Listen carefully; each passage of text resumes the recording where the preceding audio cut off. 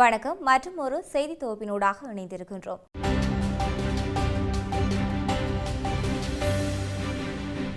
முன்னாள் ஜனாதிபதி மஹிந்த ராஜபக்சவின் மகன் யோசித ராஜபக்ச மற்றும் அவரது பாட்டி ஆகியோருக்கு எதிராக வழக்கு தொடர்பில் நீதிமன்றம் உத்தரவு ஒன்றை பிறப்பித்துள்ளது.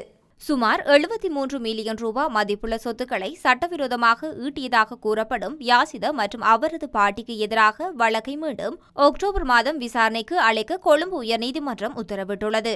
இன்று குறித்த வழக்கு அழைக்கப்பட்ட போது பிரதிவாதிகளாக குறிப்பிடப்பட்டுள்ள யாசித ராஜபக்ச மற்றும் அவரது பாட்டி ஆகியோர் நீதிமன்றத்தில் முன்னிலையானார்கள். பின்னர் வழக்கை அக்டோபர் 15ஆம் தேதி விசாரணைக்கு எடுத்துக்கொள்ள நீதிமன்றம் உத்தரவிட்டதாக தெரிவிக்கப்படுகின்றது.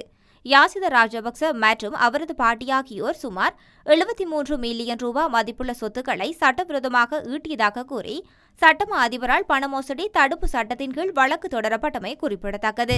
மித்தேனியா ஐஸ் போதைப்பொருள் உற்பத்தியுடன் தொடர்புடைய குற்றச்சாட்டின் பெயரில் கைது செய்யப்பட்ட சம்பத் மனேபேரியால் புதைக்கப்பட்டதாக சந்தேகிக்கப்படும் சில ஆயுதங்கள் கண்டுபிடிக்கப்பட்டுள்ளதாக தகவல்கள் வெளியாகியுள்ளது.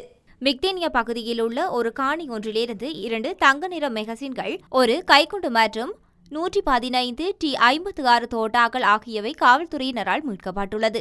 இந்த ஆயுதங்கள் சம்பத் மனம்பேரி என்பவருக்கு சொந்தமானவை என சந்தேகிக்கப்படுவதாக காவல்துறை ஊடக பேச்சாளர் தெரிவித்துள்ளார். பெக்கோ சமன் மற்றும் சம்பத் மனம்பேரியிடம் நடத்தப்பட்ட விசாரணைகளின் போது தெரியவந்த தகவலின்படி இந்த துப்பாக்கிகள் மற்றும் தோட்டாக்கள் மீட்கப்பட்டதாக தெரிவிக்கப்படுகிறது. பெக்கோ சமன் இந்த துப்பாக்கிகள் மற்றும் தோட்டாக்களை 2 மாதங்களுக்கு முன்பு சம்பத் மனம்பேரியிடம் கொடுத்ததாகவும் அவை அவரது நெருங்கிய ஒருவரின் வீட்டில் புதைக்கப்பட்டதாகவும் கூறப்படுகின்றது. போதைப்பொருள் ரசாயனங்கள் அடங்கிய புதைக்கப்பட்ட கொள்கலன்களை மீட்டெடுத்தமை தொடர்பாக சம்பத் மனம்பேரி தற்பொழுது விளக்கமறியலில் வைக்கப்பட்டுள்ளமை குறிப்பிடத்தக்கது. யாழ்ப்பாணம் நல்லூரில் அமைந்துள்ள மந்திரி மனையை பாதுகாக்குமாறு கோரி முன்னெடுக்கப்படும் கவனஈர்ப்பு போராட்டம் இன்று நடைபெற்றுள்ளது. தமிழர்களின் தொன்மையை எடுத்து எம்பும் நல்லூர் ராஜதானியின் மந்திரி மனையின் பாதுகாத்து மீளுருவாக்கம் செய்வதற்குரிய நடவடிக்கைகளை எடுக்க கோரி இன்றைய தினம் மந்திரி மனைக்கு முன்பாக கவனஈர்ப்பு போராட்டம் ஒன்று முன்னெடுக்கப்படுகின்றது. மந்திரி மனையானது கடந்த சில தினங்களுக்கு முன்னர் பெய்த மழை காரணமாக உடைந்து விழுந்துள்ள நிலையில் அதனை பாதுகாக்க கோரி இந்த போராட்டமானது முன்னெடுக்கப்பட்டு வருகின்றது.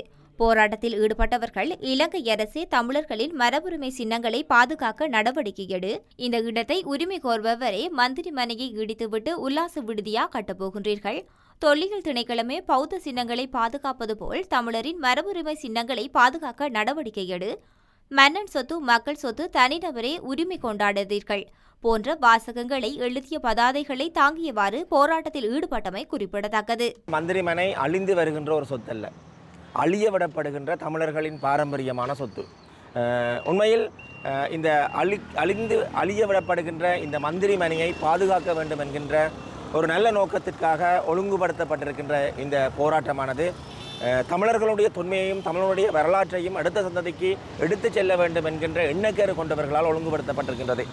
நாமல் ராஜபக்சவே இந்த நாட்டின் எதிர்கால தலைவர் என்ற வகையில் அவரை வலுப்படுத்த அனைவரும் ஒன்றிணைய வேண்டும் என்று ரோஹித அபேகுணவர்தன வலியுறுத்தியுள்ளார். ஐக்கிய தேசிய கட்சியின் நாடாளுமன்ற உறுப்பினரான ரோஹித அபேகுணவர்தன ஸ்ரீலங்கா பொதுஜன பெரமுன கட்சியுடன் மீண்டும் இணைந்து செயற்படுவது குறித்து ஊடகங்கள் கேள்வி எழுப்பிய போது மேற்கண்டவாறு குறிப்பிட்டுள்ளார். நான் பதவிகளை எதிர்பார்த்து அரசியல் செய்வது கிடையாது, பதவிகள் தான் என்னை தேடி வந்துள்ளது. அமைச்சர் பதவிகளை கூட நான் பல தடவைகள் நிராகரித்துள்ளேன். அதேபோல் நான் மொட்டு கட்சியை விட்டு விலகவும் இல்லை, மொட்டு கட்சி என்னை விலக்கவும் இல்லை. தற்போதைய நிலையில் நாமல் ராஜபக்சவே நாட்டின் எதிர்கால தலைவராகும் சாத்தியத்தை கொண்டுள்ளார். அவரை வலுப்படுத்த அனைவரும் ஒன்றிணைய வேண்டும். அதற்காக அனைவரையும் ஒன்றிணைப்பதை எமது எதிர்பார்ப்பாகும்.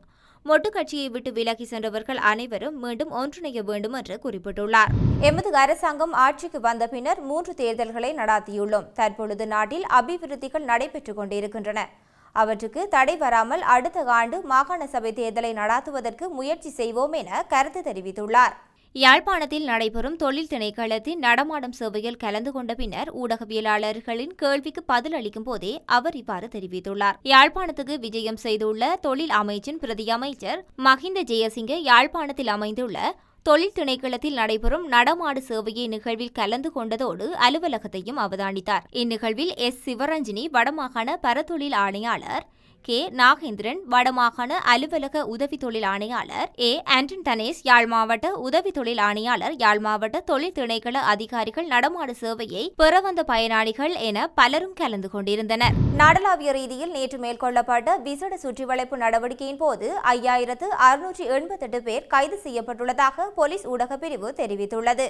போலீஸ் அதிகாரிகள், ராணுவ வீரர்கள், போலீஸ் விசேட அதிரடி படையினர் மற்றும் கடற்படையினர் ஆகியோர் இணைந்து இந்த சுற்றிவளைப்பு நடவடிக்கையை மேற்கொண்டுள்ளனர்.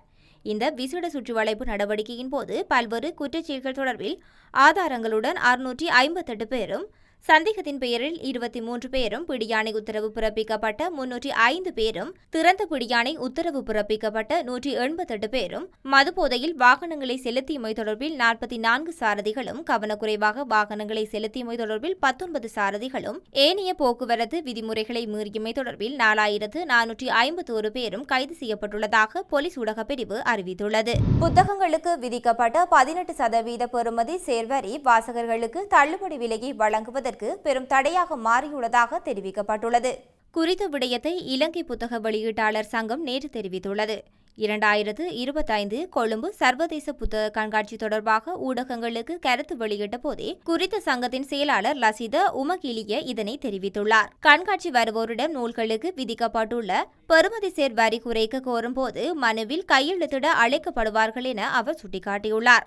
2025 கொழும்பு சர்வதேச புத்தக கண்காட்சி செப்டம்பர் 27 முதல் அக்டோபர் 6 வரை பண்டாரநாயக்க சர்வதேச மாநாட்டு மண்டபத்தில் நடைபெறவுள்ளது. புத்தக உற்பத்தியில் பயன்படுத்தப்படும் மூலப்பொருட்களின் விலைகள் ஓரளவுக்கு குறைந்திருந்தாலும் பெறுமதி சேர் வரி தொடர்பான வெளியீட்டாளர்கள் குறிப்பிடத்தக்க தள்ளுபடிகளை வழங்குவதை தடுக்கின்றது என அவர் மேலும் சுட்டிக்காட்டியுள்ளார். திருகோணமலை முத்துநகர் விவசாயிகள் திருகோணமலை மாவட்ட செயலகம் முன்பாக தொடர் சத்தியாகிரக போராட்டம் தொடர்ந்து 6வது நாளாக இன்று போராட்டத்தில் ஈடுபட்டு வருகின்றனர்.